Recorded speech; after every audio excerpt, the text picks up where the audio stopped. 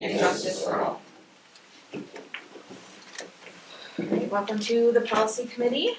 I'm Valarie St. John, I'm the chair. We also have Deputy Superintendent Dr. Boyd Bishop, our Superintendent Dr. Andrea Tuttle, Trustee Laura Hall, and Trustee Ginny Jeup here for the committee. We don't vote in committees, so we'll just approve the policy committee agenda informally. Does anybody have anything that they objected to on the agenda? Good, okay. So the first issue is public comment at BoE meetings. We had recently changed our public comment policies to have a narrow 11 a.m. to 3 p.m. window of online comment proceedings, and only being able to sign up for either agenda or non-action agenda item comments. So we'd like to discuss whether that is a burden to the administration to have to open up that online form at a certain time and collect those in advance, as well as collecting the in-person forms as well, and there's a discussion of reverting back to the previous guidelines. So, Dr. Bishop, if you wanted to share a little bit about the administration's perspective on that.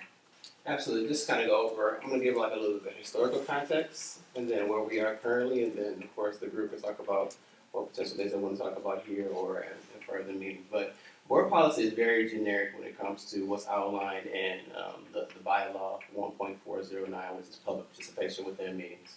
So when it comes down to the historical standpoint, there was no guideline in place prior to July 25th, 2023. Then that was when a statement was first read at that point in time by our former president. And I actually have that statement that's all there for you right now at your tables. If you would like to find the statement, it's going to be the second document right here on your left. And you can see when it says that at the very top it says guideline for public comments. This is what was referenced right before public comments were made. And so this is not something that's actually policy per se. This is one of the guidelines. And Board of Education, of course, all Board of Education can create guidelines based upon their bylaws or policies. So that's where we were historically. Currently, after July 25th, 2023, there was a new adoption of a revised revision as far as what was kind of associated with how we have public comments. So in the current edition, what we have is 2 opportunities for public comment. There's action agenda items and non-action agenda items. Forms must be submitted online.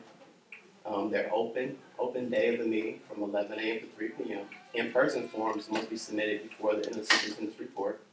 All public comments are limited to 3 minutes. The individual is permitted to make 1 comment per meeting, per section of the meeting. Comments will be heard at a reconvened meeting if they're submitted during the original deadline. Comments deemed inappropriate will be ruled out of order by the presiding officer, and board members and administration will not answer questions during public comments. So that is what went into place, and that's what we have currently. That's also the document that I have at the table, and also for the public to be, which is going to be the third document there. So that's the historical perspective as far as what used to be there when it came to board comments, and then what we went to in July 23rd, 2023, and now we can have an open discussion as far as what we feel like some things need to be included, not included. I'm a firm proponent, I know I've talked to Dr. Tuttle about this.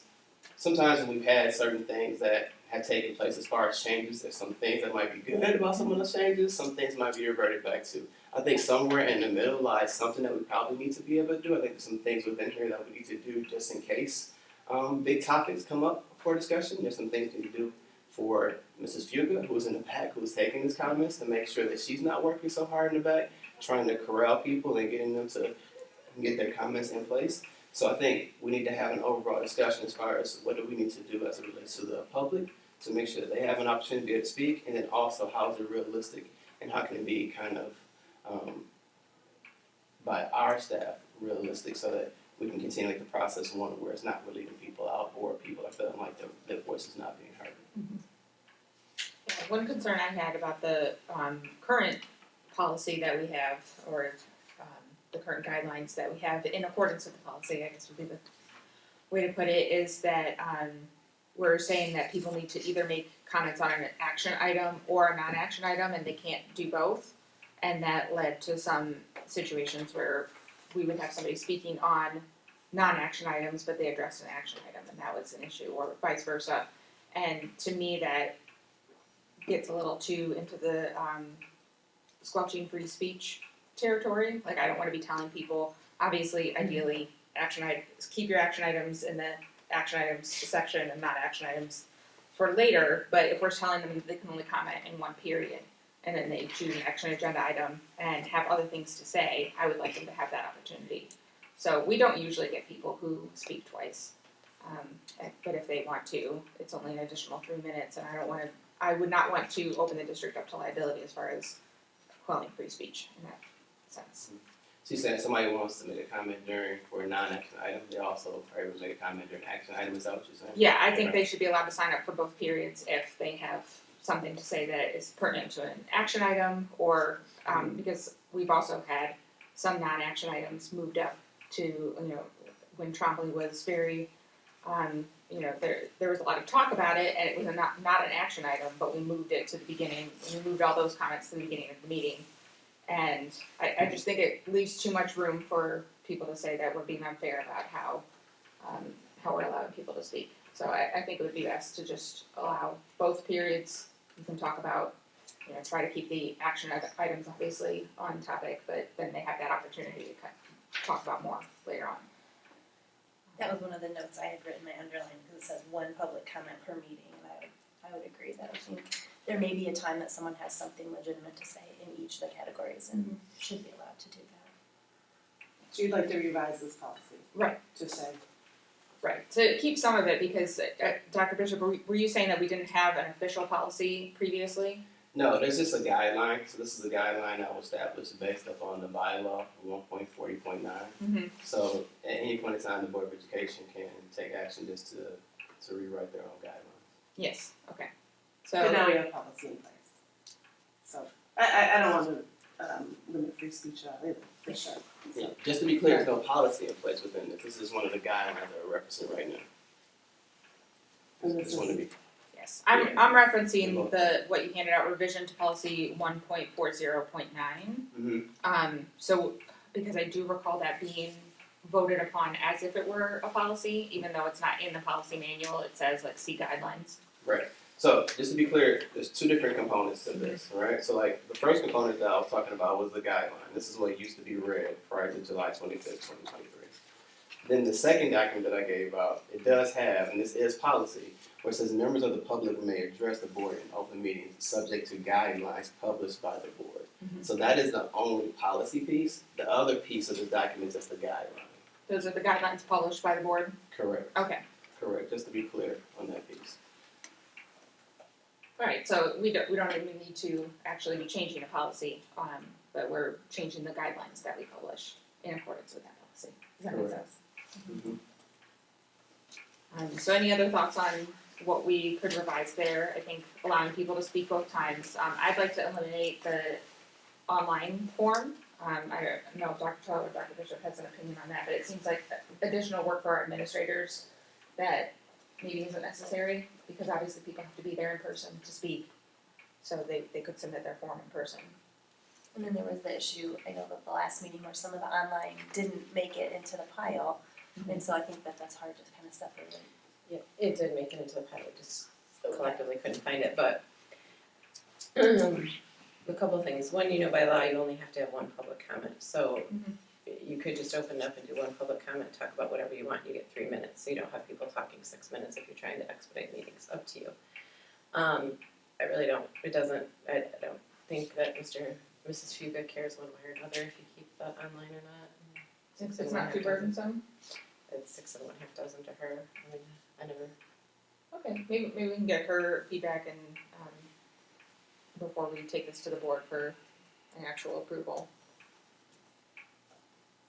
Well, her responsibility would be to just press print, right? And print and carry. Yeah, but you have to make sure you open it up right at 11 a.m. And I know we've gotten emails before at like 11:09 where people are saying the form's not open yet. And I don't know that she needs one more thing to be doing during the day, or whoever is in charge of opening up that form. But we'll ask. Is that like a remnant of COVID where people were submitting online? No, that Any was comments?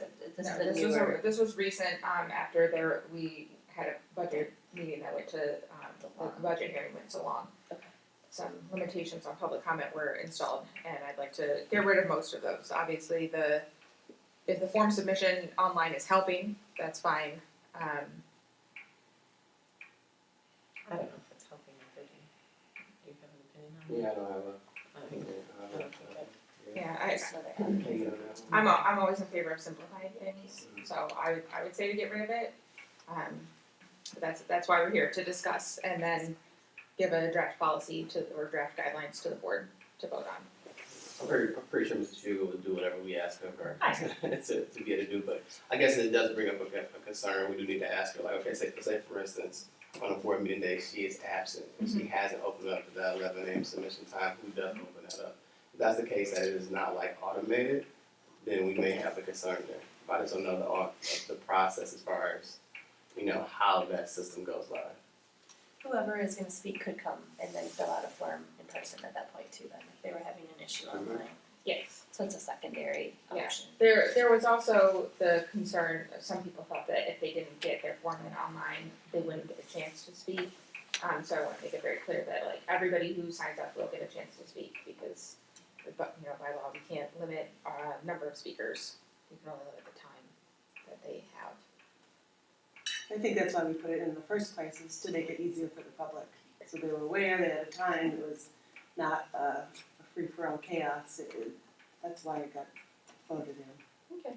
We can get some more feedback from administration before the next board meeting to see if it would streamline things or if it truly doesn't matter if it's all automated by now. Absolutely. Two things I have so far is allowing for comments in both sections for action items and non-action items, and then also getting feedback from Mrs. Hugo and our team around the online process. Mm-hmm. Yeah. See what is going to work best for mostly our administration in that case, because I want everybody to be able to comment, but I also don't want to make extra work for our staff because there are a lot of changes coming down the pipeline that everybody has to address. It's not what we need to be focused on is opening up online forms at a specific time. And I would eliminate the restriction that public comments have to be made prior to, or it doesn't actually say this in the published guidelines, but we have been saying that the forms need to be turned in before the end of the superintendent's report. Mm-hmm.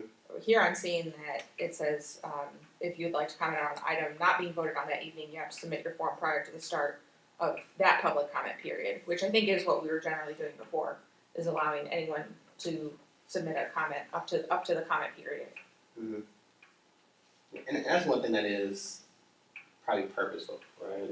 Like up until that superintendent's report, we want to make sure we're being conscious. If we think about our times, how to expedite this, like Tuttle has been talking about what can we do to make sure that we are achieving that goal for the Board of Education. I think it's important to be intentional, like after that report is there, making sure those comments that we have, that way we can make sure that we are not leaving anybody out. If they continue to come in, even when people are talking, or if they hear something like, oh, now I want to be able to talk, it does lead to potentially somebody not being back there, and Mr. Hugo doing something else, or Chris Stanley's now on stage with us, so he's no longer back there to be able to help support. So it does help streamline things for us a little bit when they are done in a timely fashion. Mm-hmm. So I think leaving this, that for whichever form you're submitting, it has to be put in before that comment period. Mm-hmm. Not necessarily before a certain time on the agenda, because sometimes we move things around, but before the comment period. And then once the comment period starts, you can't submit any new forms for that comment period, because that can certainly get into debate mode where people are saying, well, I heard that person say something, and now I want to make a comment, and the idea is to, not be going back and forth too much. Mm-hmm. Yeah. That's all that I want to advise, unless there's anything else that was a concern. Yeah.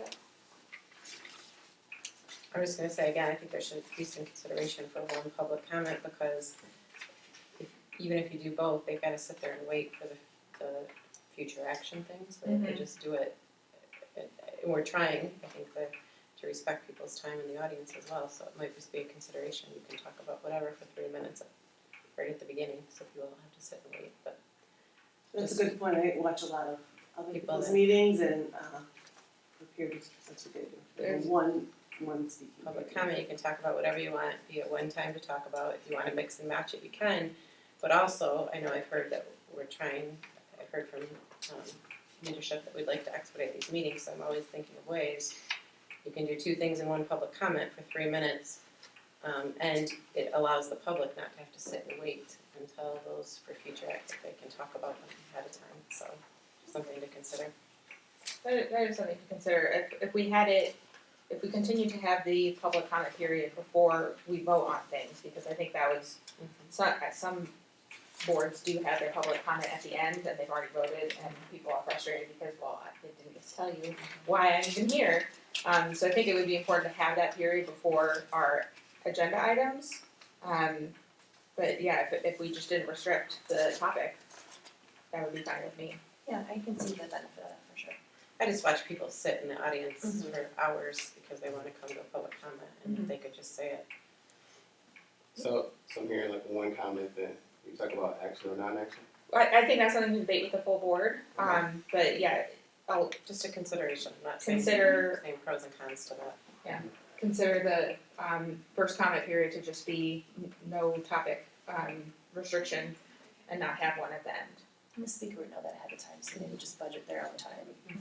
I think that's something to consider. Obviously, It's nice for community members. all the current policy or current guidelines will stay in place for the next board meeting, and then we'll vote on if we want, how much we want to change. Right. Sounds good. I think those are all good ideas. Do we want to change any of the guidelines that President Warren reads at the beginning of the public comment period? This is lengthy, and we've changed it a number of times. That, which just be civil.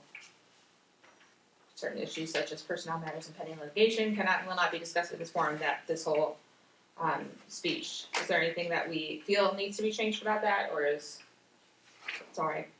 Yeah, the only thing I've seen, I was gonna say, this is all perceived, this isn't policy related, so Yeah, so that's really the board president's prerogative, what That's he or true. she wants to Okay. read.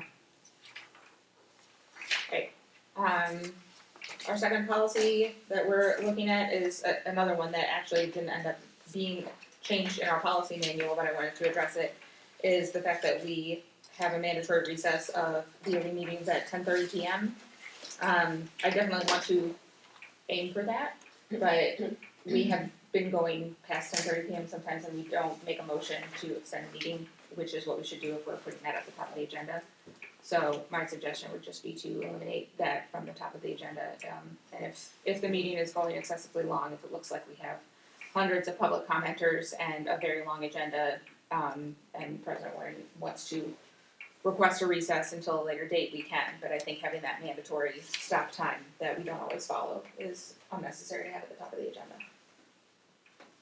well, again, that's not a policy, that's just procedural, and Colleen's gonna do that or not. Yeah, well, she had requested that we discuss it at policy, because I said, next time you have the agenda, you just delete that part from the top of the agenda, and she said she wanted, some discussion at a policy committee meeting.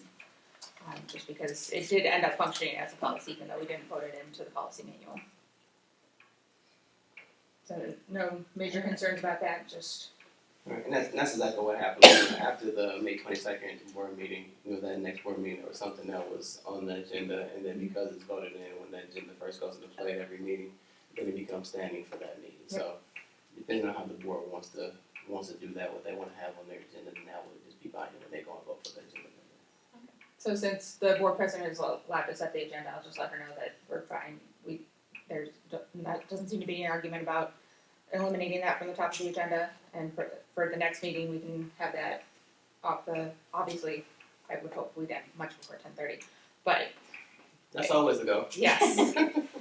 It's very much, we don't wanna be going past 10:30, but in the event that we do,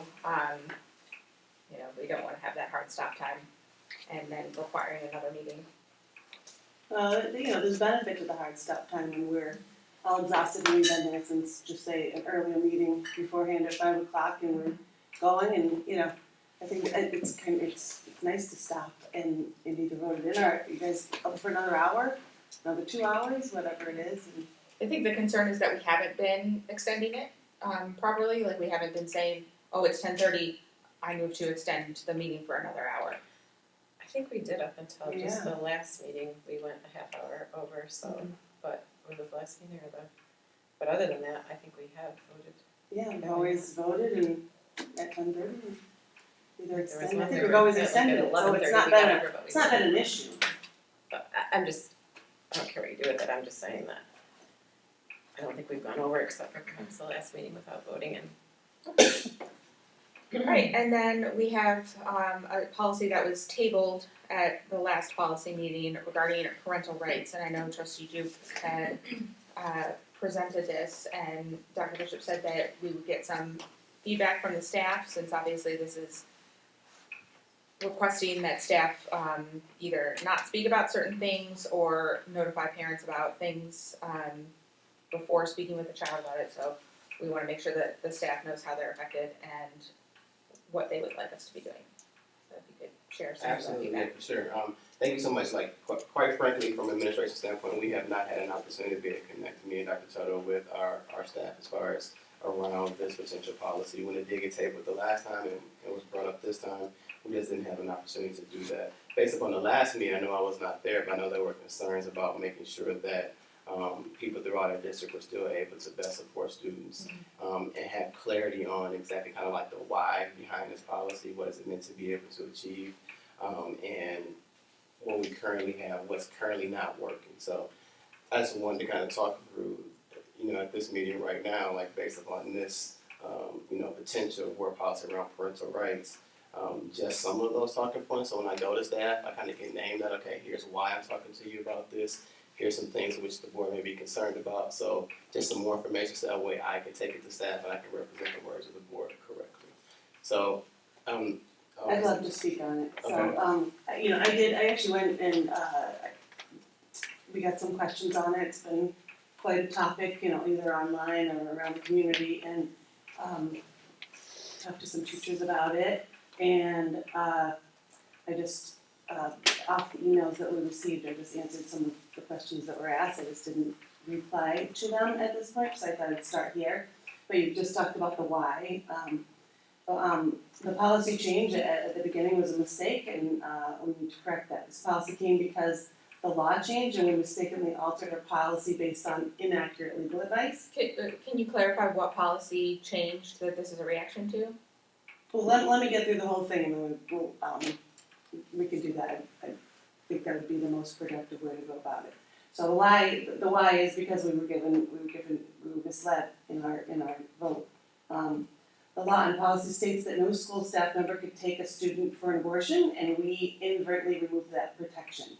Only a few schools made this mistake. We must correct it to ensure our parents know they can trust us with their children. And parental trust is a big deal. We lost a lot of people over COVID over parental trust. Parents choose our schools for their children. They choose, the choice is built on trust, and we can't violate that. Schools are for education, not healthcare decisions. Transparency builds strong schools. Parents must keep informed so we can work together in the best interest of the students. Losing parental trust means losing families. If parents feel their rights are being ignored, they'll take their children and go elsewhere.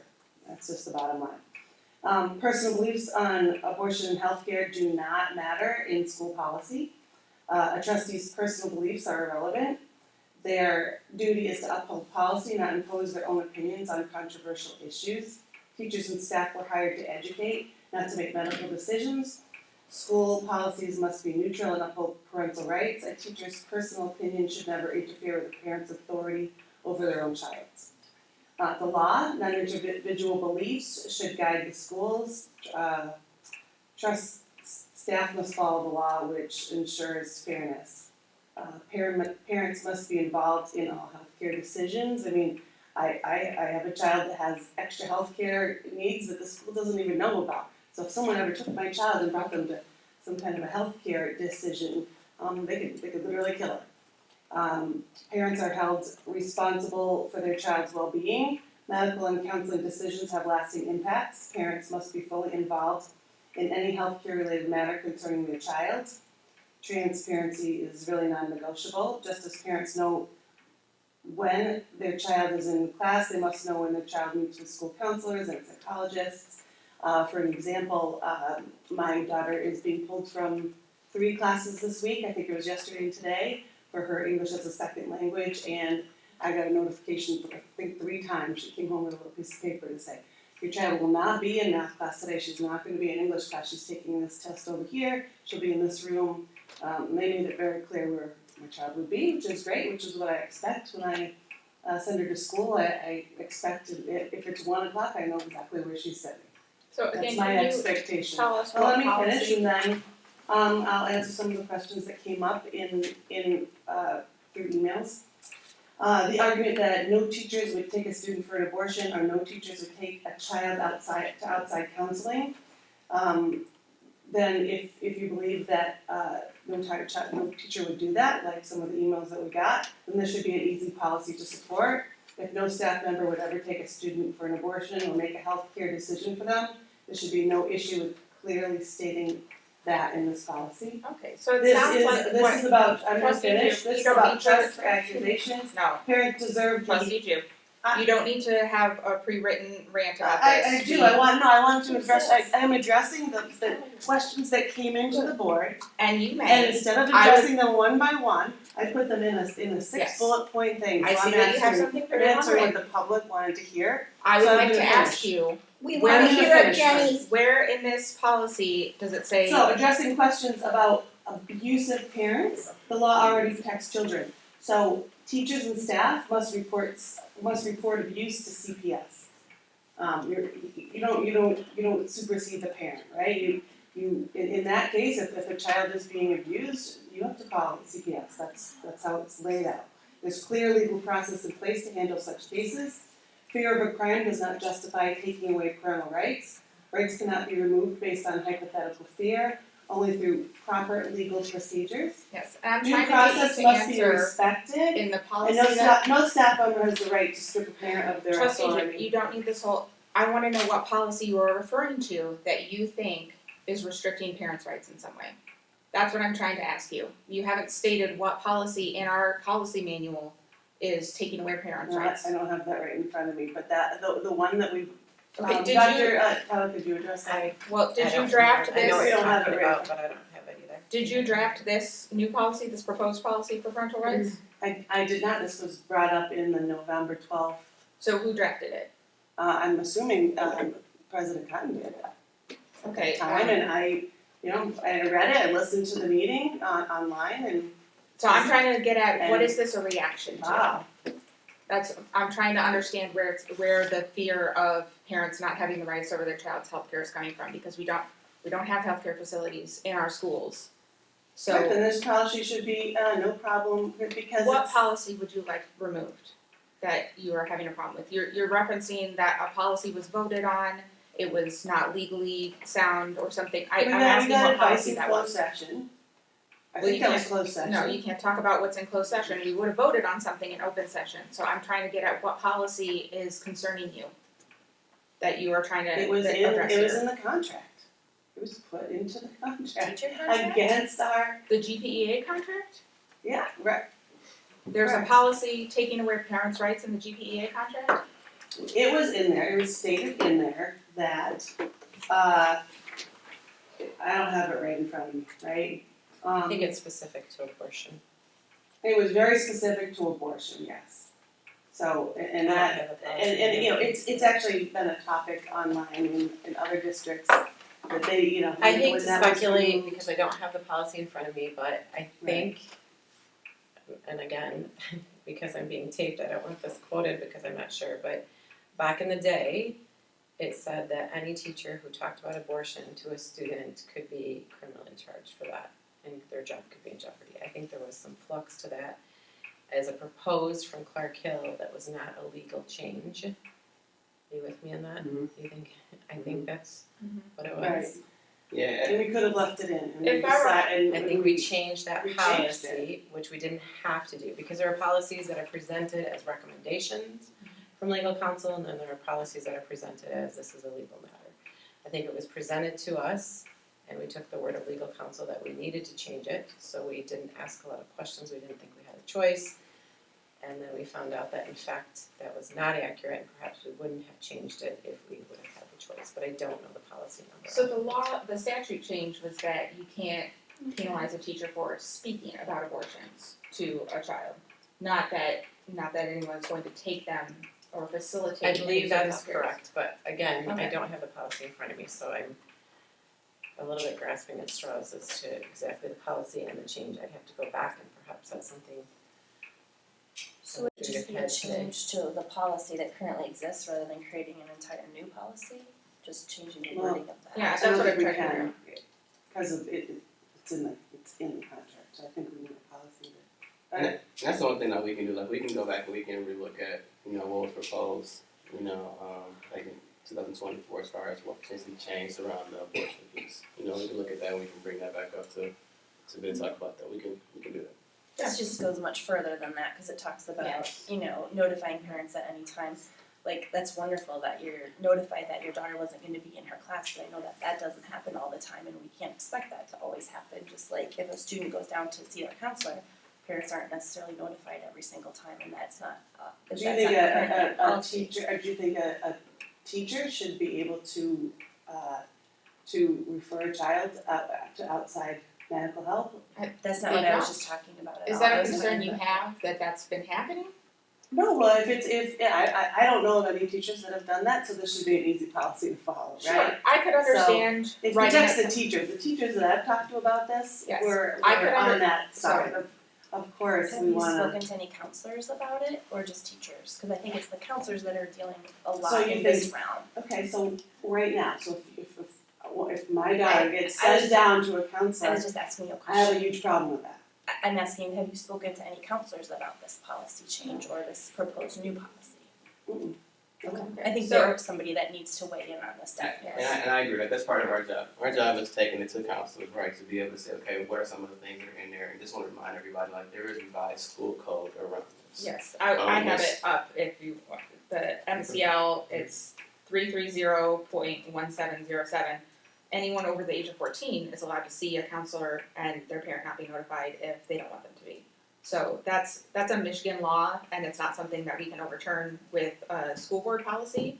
But if the concern is that counselors may be referring children for outside healthcare services, which I know they're not, we could certainly amend the existing So what policy if it's a to 13-year-old, then let's protect our children. Well, So let's protect our parents and our kids, because they I need to be in the loop, It what's sounds going like to be you're a reason concerned. not to have your parent in the loop. It sounds like your concern is that they might be referred to outside healthcare facilities, and since I know that's not something our counselors do without talking to a parent because we need to coordinate with insurance. So you should agree with us. Well, the majority of this policy does not say that. The majority of this policy is saying that they would have to get permission from the parent to talk to the child about anything.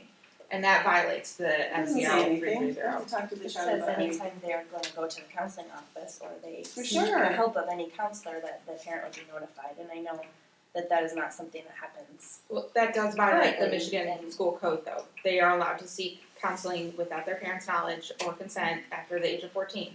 And I think our Well, counselors we know have to that. follow the law at that point, whatever that is, but what about all the kids that are, and it's 14, I don't think it's 14. It's 14. I looked up the school code because I wanted to make sure we weren't violating any of that, and the majority of this policy is. But if your main concern is healthcare decisions, we can get some feedback about how that would best be worded, maybe from our legal counsel, and see how we can. We had legal counsel look at this at the meeting in November.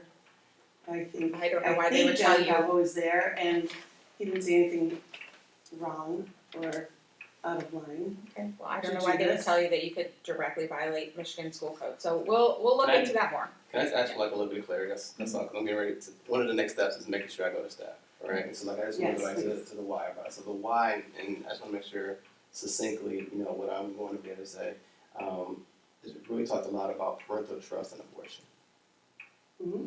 okay? So like that's, Parents need to be involved in any decision such as that, any medical decision. okay. Absolutely, Does medical that include decisions. mental health? Cause that's spelled Oh, out in including here, it mental health. says, if a minor student raises concerns regarding mental health, then this is mandating that our counselors or our teachers would contact parents at that point. Well, they should absolutely contact a parent if a teacher's seeing something that they need mental counseling for, the parent has to be called. This doesn't say that, it just says regarding mental health, so they might be talking about struggling with something in their day or a friend concern or other things like that that counselors routinely do speak with students about and don't contact parents on every single case. I So think are it's we written so mandating broadly it? as to make teachers and counselors afraid to talk to kids when they need help. And that's not what we want. I'm sure that's not your intent with writing this or whoever drafted it, so I wanna make, I Just think, the parent needs to know, the parent has the right to know if their kids are getting in the outside.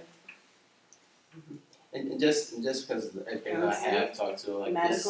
Medical, And there is a medical piece that we do have, you know, and that's definitely, I think it's 4.20 in our board policy around medication as far as those guidelines and AG, so those are already there for us to be able to talk about when we talk about medicine, especially administration of medicine, things like that. But well, it's the form that we sign on, the beginning of the year, but that's the case. Well, that's different, right? So if my daughter falls at school and breaks her arm, I either sign that paper or I didn't sign that paper saying that you could transport her to the hospital. Well, But that's the first for thing you do, emergency I think services. protocol is that parent gets called. I think and again, I don't wanna speak for counselors or anything, one of the concerns that was brought to my attention when this was first brought up, and yes, John Cabo was there, Attorney Cabo was there, he did indicate that this wasn't a violation of the law, neither here nor there, but one of the bigger concerns, I think, is that sometimes kids are not apt to share because they may be scared of a parent, or they may be being abused by a parent, and I know that was brought up by counselors multiple times, that was a concern, I don't know how you avoid that, would be a concern of mine as well. I've seen that happen. So, I think you're correct, I mean, we can have Attorney Cabo look at it again, but I think there was a couple counselors who brought some concerns to me, but to Dr. Bishop's point, once it was tabled, I stopped the conversation. And I did tell those who were interested, if it comes up again, we'll certainly ask for your opinions on it, but I think I could probably know that counselors are gonna struggle a little bit with this, to your point, just, but that's the board's prerogative, what they wanna do moving forward with it, so. And if So I the guess- counselor sees it, if sees abuse of any sort, they're supposed to call CPS. Correct. That is the rule. So Correct. if not, we can't make a rule that takes away parents, every other parent's rights away over a few cases that they're supposed to be calling CPS. If there's abuse, if there's a parent that's abusing their child, they absolutely should be moving forward. They don't get to make the decision whether, But just so you know, by the law, you don't call the parent then and say we call it CPS, like that's. right, that's- This is clearly, mandated. clearly. so That, there's already protocol in place. it sounds like your concern is mainly the potential administration of any healthcare, and we do have, I looked at that policy, and it's very comprehensive about anything that, I mean, we have to sign off on our kid getting a Motrin at school, like they can't. So that should be for this policy. Well, I believe it's already covered in the medication policy, but if you're concerned that that kids might be referred to outside sources, even if not administered, we can definitely address that and make sure that that's clear in either our contract language or in the policy language that, direct referrals for outside healthcare would be going through the parent. I think that's already what happens, but we can clarify that. So what would you wanna change in this policy? What don't you like about it? Like I've stated several times, it's so broad as to make it a Do you wanna concern. make it less broad? I wanna make it specific to what your concerns are. Right, And- this just talks about mental health in general or any situation, it says. So I think Dr. Bishop will get back to us on staff feedback and let us know how we can word it so that staff still feels comfortable helping students when they need help, but is also aware that they're not to be making referrals to outside healthcare services, which I know they don't do, but we can certainly clarify that in the policy and we'll figure out a way to word that best within the law. and I think it's important to talk about it because, me and I don't have a chance to connect with many different educators. I think it's important that being clear is being kind. And I think right now, especially in public education, a lot of educators are scrutinized. And I don't think anybody wants to be able to operate out of fear when they're trying to impose the best that they can with the students that are in front of them. And there are a variety of situations. So even going to situations like about with that broken arm, I can tell you that broken arm, we're going to call 911 first. Because we might not be able to get a hold of that parent. While we're trying to call multiple parents, the swelling could continue. That could be internal bleeding. Well, that's why we It have could be the a lot of different things that could have happened. With or without that sheet, we're going to call it because we have to get it. We don't want to be grossly negligent as a professional when something happens as an emergency. we want to be able to say, we are deeming this like somebody has an anaphylactic shock. You know, of course, we have our evidence, but we're going to call right away, and then we're going to call the parent to be able to say, hey, let's help support this child, what we need to be able to do, because we don't want to create an environment for a child, we're putting them in any other danger. So, I think it's We're on the important. same page. Absolutely, we're definitely on the And- same page in that part. I think that's why. But for abortion, that's a whole different. Oh, I'm not even And a talking, like, teacher's taking refer a just to be child for clear, abortion. I've never had a And conversation that is with just, that I've should never- be easy to get behind. I've never had a conversation with a teacher or with a child about abortion. I've never even heard of that conversation taking place. Just to be clear, I was not talking about abortion. I was talking about like somebody breaking their And, arm. An emergency situation. Yeah, like That's an right. emergency. I So believe I'm that's not the formal talking sign. about an emergency situation, we're talking about, a healthcare issue or a mental health issue, the parents need to be involved. Like what are actions Clearly. moving forward? First of all, So- we need to find the policy that initiated this. That, right, yeah, I don't have that on. Yeah, so if you could forward Dr. Bishop and Dr. Tuttle that, you can copy me on it too, the policy that you are most concerned about and how we can perhaps revise that. Yeah. And then Dr. Bishop will talk with some staff about, what guidance would be most helpful for them to make sure they have clarity on their roles. Because I don't want people to be confused about a particular order that comes down from the school board and not know how to follow it, right? So we. So what are we doing with this as far as board meeting is concerned? It would not be ready for a board meeting yet. We would have to get more feedback and make sure we have a draft that is both legal and specific for our staff, so that they understand exactly what is being requested, because the way this is written, We have been Some- told it's legal. some staff could read this Clarify. and interpret it as, I can't talk to kids about anything. If the kid says they're sad, I have to call the parents first before I want to talk to them, you know, we don't want them interpreting it. I'm just trying to get my marching order, so to speak. So we need to find the policy. Dr. Bishop's going to connect with staff, particularly counselors, get the feedback that will be shared out, and then a determination maybe at the next policy meeting. And the next Yeah, probably at the next policy meeting, we can have a better draft that is more specific to what the actual concerns are. So for new business, I does think this anybody, is very, I think it's well written, but, okay, our you- staff had maybe you can concerns. tell me what, you know, we'll go back and forth with some emails about Sure. a few sentence changes or something. So. I think, just so you know, I think when we initially proposed it, we were gonna go get staff feedback, then it got tabled, so then it was a moot point. So I think we would go back to the original plan, which is to share with the staff. Yeah, that we wanna be able to It support would our be staff. easy for staff to want to be behind something like this, it just protects them too. So for new business, are there any policies that either of you has concerns about or that the staff, administration has had concerns about that would make your lives easier, that need to be cleared up? You can feel free to email me anytime you have a idea. I'm sure I'll have some, but I Yes, don't have. I know we've definitely brainstormed about, you know, some things that For could be sure. cleaned up in the policy manual to just be more clear or honestly have more steps in them. So we will discuss that and hopefully have another meeting in March for that. And now we can move on to public comment. Since it's a committee meeting, we'll be more casual about it. You can just come up, state your name, and give a comment. We'll still try to keep to 3 minutes. Does anybody have a public comment? I was at the November meeting and I believe it was a revised school code at the state level. I don't believe it was policy. In my notes from that meeting, I have revised school code 2.1. And it was something changed at the state level that turned the ability to make the decisions over to the district rather than, at the state level. That's what I recall from the meeting.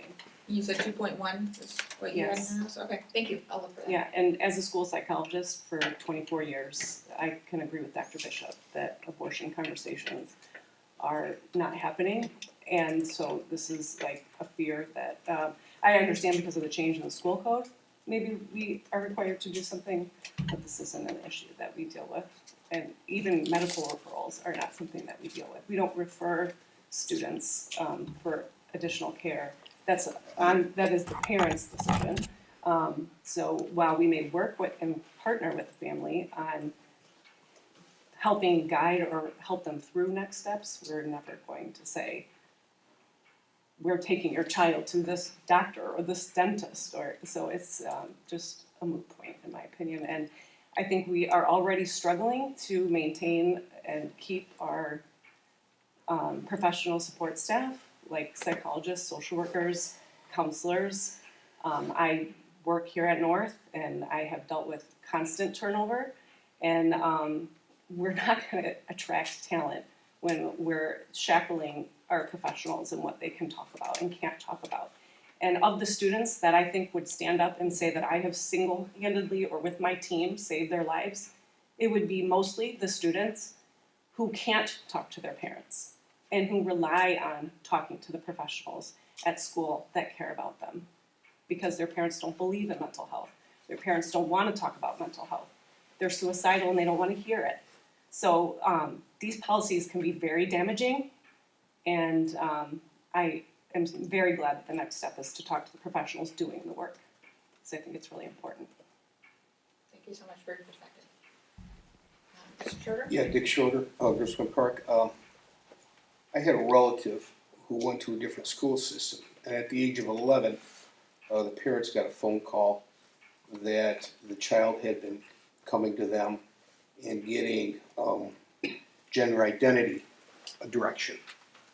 And when the parents got the phone call, they had already set this child up with resources outside of the school, both mental and physical resources. And the parent says, this is going to end now. That person, as we all know, young children are very gender fluid. They go through many transitions before they realize what they want to be. This young lady is now a practicing lady, and she's leading her life with no desires at all to go on the way she was. But I don't think that should happen at a school system also, and I'm pretty sure that won't happen at this school system either, because of the counselors and the professionalism they exert. But there are situations where things were already set in place, and at the time, the parents had to go through a lot of arguing with this child about why she will not be going in that direction, and she'll just going to be living her life until she figures out what she wants at an older age. The age of 11 wasn't the time for them to be setting all this up. If that policy is not in there, that should be. And I've been, you know, I'm just not doing lip service. I've helped in the transition process of over 50 people, and I understand that it makes some people's lives better, but you can't be doing that at 11 and 12 years old, you know. So if there's a policy, you can look at that. If that's in there, I appreciate it. Ms. Valarie, did you have a comment?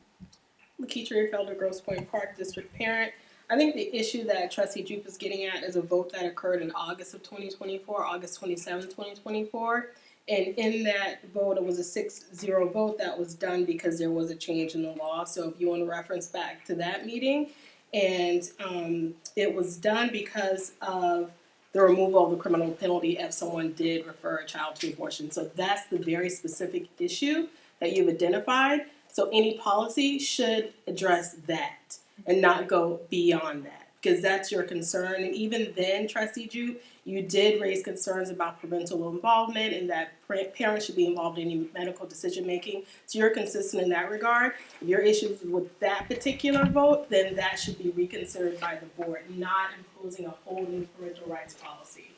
Parental rights is already codified in Michigan law, and it's very clear that parents and schools operate together and parents have to be informed, and it's specific as it is codified in law. We don't need to adopt this whole policy. And I've read it, and I encourage you to disclose it to the public as well. I did receive it by FOIA, where you're also limiting teachers' ability to address children in the way that they request to be addressed, by their name, by their pronouns. That goes far beyond the vote that you're concerned with. So my question is why? Why are we adding these other stipulations into this broader policy when you have a very specific concern that could be addressed by a vote and a revisitation of your prior vote? So I ask that you please just review that meeting, review the rationale for the vote, and create a policy or revote on the issue that you're really concerned about. Introducing all these other cultural issues is not appropriate, and parents have always had rights in education, and they still do in Michigan. Any other comments? Maureen Krasner, Grosse Pointe Farms. I'm gonna forward to all of you a FOIA that I did on parental rights, which kind of gives the background. I know we have, like, sometimes we think of FOIAs as evil or troublesome, but it really just gives some color to it. And actually, it was 4.20 was the policy that at the time President Cotton identified as being ambiguous on the rights of abortion, which was what caused this. There's also within that FOIA, so there was a policy that was discussed at the meeting, and then it looks like a different policy was encouraged to be sent to I don't know when it was tabled, but it looks like another policy was sent to the counselors at the time. So again, the FOIA kind of gives a good roadmap of a history, basically, of that snapshot in time, because it's, of course, at the end of the year and with the shift over of board. So, but I would echo what Mrs. Felder said, which is, that really looking at the policies, you could have a lot of policies about things that people should do or could do, but if you should really look at the policies and how they relate to the law and how they relate to actually what's going on. And we don't want to put more guidelines around, inadvertently stop counselors from doing something. I'll bring up Oxford. That's an example where possibly those counselors could have talked to that student without talking to the parents in a different situation. We might have had a different situation. There might have been a way to intervene as counselors in terms of, it's not medical care, but the policy should address whatever specific issues you have in terms of the law. But I'll forward to this group the FOIA, because it just it's very short, and it just gives the history of the, it wouldn't have the privilege things in it, but it gives you kind of a roadmap of how it got drafted and what the concern was. Maybe going back to 4.20 and addressing that ambiguity would be a better route to go. Yeah, Lisa Packers, Grosse Pointe City. I think that there's first of all, a fundamental disconnect.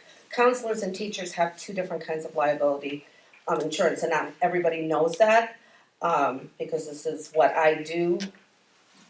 Students, there's one set of standards for a classroom teacher. There's a different for counselors and psychologists that work with the kids, and to the point that teachers are often directed to send students to a counselor as opposed to handling things themselves. They have a different training, and they also have different liability insurance. So that's one fact that people need to be aware of. As far as a parental rights policy, using the most extreme examples, when it comes to emergency situations where there's a concussion or a broken arm or an anaphylactic reaction, those are obviously things that are not part of a parental rights policy. Those are emergency situations. And using the Oxford situation is also a bad example because, quite frankly, the people in Oxford in the school missed the professionals at that point did not, in my opinion, take the steps they needed to do to keep that child safe. It was obvious and the school safe from that child. And that's a whole conversation for another day. But this is a very extreme situation. When you apply the most extreme situation to something like a parental rights policy, it makes this, searching for the word that I want to use, but you're making abnormal or extreme situations the excuse for everybody, and it's very much like what we deal with in the criminal justice system. We have the presumption of innocence. So our parents have the presumption of innocence. The school is not the expert on my child or anyone else's child. I'm not the expert on your child or your child. I am the expert on my child and my children. I know their medical history. If my child has a reaction to a medication, if my child has a mental health breakdown, if my child has a medical situation, I'm the person that's going to be in the emergency room with my child. I'm the person that's going to pay the bills for my child if my child has a situation. So this parental rights policy, and this is very much a topic of conversation in schools everywhere, with parents and with teachers. And I've had these conversations with colleagues, and I have wonderful colleagues that I respect, and they also respect the rights of the parents of the students that we teach. And different schools I've taught in it have very different parental cultures. But one thing that I find is uniform is that parents expect that they send their children to school to learn how to read, to write, to do a science experiment, to debate something in social studies class, reading, writing, arithmetic. They do not send their children to have an adult in the school take their child or counsel their child in a way that might be contrary to what their family values are. And I have seen this in several situations up close. I have also, thankfully not where I currently work, but I have certainly experienced it at other positions, and I'm on a lot of teacher forums. And there are a lot of teachers that think that it's their job to impose their values on the students they teach. And it's frightening. It's very frightening. And there are a lot of parents that are very concerned about it. And these are the parents that are leaving our schools. So when our children come to school, we need all of us to work together. There has to be a two-way trust when a parent sends a child to school and vice versa. And I had my oldest children had this phenomenal preschool teacher, and she used to laugh and Can you joke. wrap it up? I'll try, but she would laughingly say, "I promise not to believe everything you say. If you don't believe everything they come home and say about me," right? There was a two-way trust that we had with her. We need that trust. A parental rights policy simply is making that statement that we as a district recognize the parent as the primary decision maker for our students. And that is actually, in my opinion, going to have more families seeking out our district as a safe zone, because it is not happening in some places in education. These are the people that are seeking out private and charter schools because of the fear. And it is a real fear, and I have seen it personally. Okay, thank you. Take your time. So we're going to move on to committee member Can comments. I add something? Oh, Sorry. you didn't. I'm gonna go a little more into the public comments portion. So I think that number one, like our staff and our trustees that are at these board meetings, we have to be very respectful of their time. They're working all day, and then they have to prepare all of these things, and then we all know, right? So I just think it's a little bit of a contradiction to say we want to have more public comments. I think Dr. Tuttle's suggestion of having one time to speak and then being able to address multiple items at that time, I think is enough for a person to be able to engage the audience, to get their point of view out, to be concise. It's very respectful of everybody's time. I think we've seen board meetings that sometimes 3 comments were taking place. That's why that policy was changed to 2, and the action and non-action. And so while I don't want this to be misconstrued as not valuing the opinions of the public, because I absolutely value the opinions of the public, but at the same time, people need to zero in and focus on what their message is and be done with it. And I know that policy changes are usually dictated by a need. So you cited Deb Fuga's need, but then when Dr. Tuttle said, she didn't really have the concerns and she didn't understand that or hear that from her, you said, well, we need to check with her then and find out, but we didn't check with her to begin with, so I'm wondering why at that time it became very important to check with her when it wasn't checked, to begin with. So I would just say if we want to have our meetings run more smoothly, and they've gone from 5:30 to 7, so now our meetings are ending at 10:30, 11 o'clock at night, that, our public comments need to be concise and they need to be limited in some way, but it should take away from some of the performative things that go on and keep us to the board business and allow our administrators, especially our CFO, who's now traveling an hour and a half to get here, to be able to deliver a message and talk about the budget parameters for the next meeting or whenever they come up, and then move forward with those things and get out in a timely way. So I appreciate that. Okay, thank you. So committee member comments, Trustee Hall, do you have anything that you'd like to add? Oh, thank you. Trustee Jeup, do you have any closing comments? No.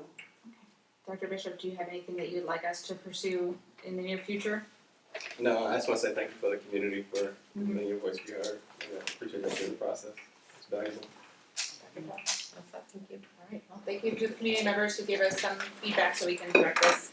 The meeting is adjourned.